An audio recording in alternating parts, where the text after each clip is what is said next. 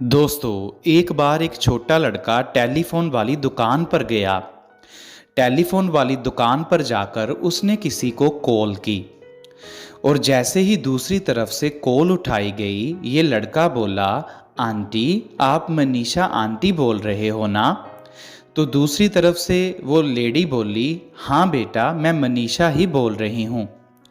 तो जिस लड़के ने कॉल की थी वो बोला, आंटी, आपके घर में एक लड़का अविनाश झाड़ू पोछे का काम करता है, आप मुझे उसकी जगह पर रख लीजिए। मैं जितनी वो पगार लेता है उससे आधी पगार में आपका काम कर दिया करूँगा। तो मनीषा आंटी बोली, नहीं बेटा, मैं उसे ही रखूँगी।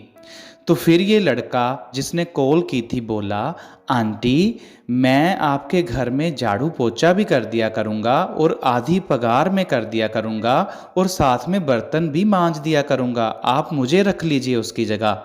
तो दूसरी तरफ से मनीषा आंटी बोली, नहीं बेटा, मैं उसे ही रखूँगी। फिर से इस लड़के ने बोला, आंटी, मैं आपके घर का सारा झाड़ू पोछे वाला काम आधी पगार में भी कर दूंगा, मैं बर्तन भी मांज दिया करूंगा, मैं आपके कपड़े भी धो दिया करूंगा, आप उस लड़के की जगह मुझे रख लीजिए। तो मनीषा आंटी बोली, नहीं बेटा, मैं अविनाश को ही रखूंगी।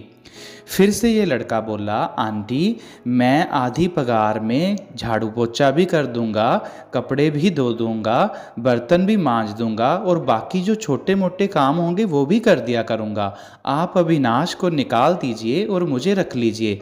मगर दूसरी तरफ से फिर उस लेडी ने कहा, नहीं बेटा, मैं उसको ही रखूंगी। और ये सब सुनते हुए उस लड़के ने कॉल काट दी और वो जैसे ही कॉल काट कर पीछे मुड़ा, उसने देखा उसी दुकान का मालिक उसकी तरफ घूर रहा था। उस दुकान के मालिक ने कहा, बेटे, तुम बहुत ज़्यादा होशियार हो और तुम्हारे अंदर काम को करने की बहुत ज़्यादा इच्छा है। मैं ये सब देखकर बहुत खुश हुआ। भले ही तुम्हें उस लेडी ने काम ना दिया हो, मगर बेटे, मैं तुम्हें अपनी दुकान पर काम देता हूँ। तो वो लड़का हंसा। उसने कहा, अंकल, मैं तो ऑलरेडी काम कर रहा हूँ।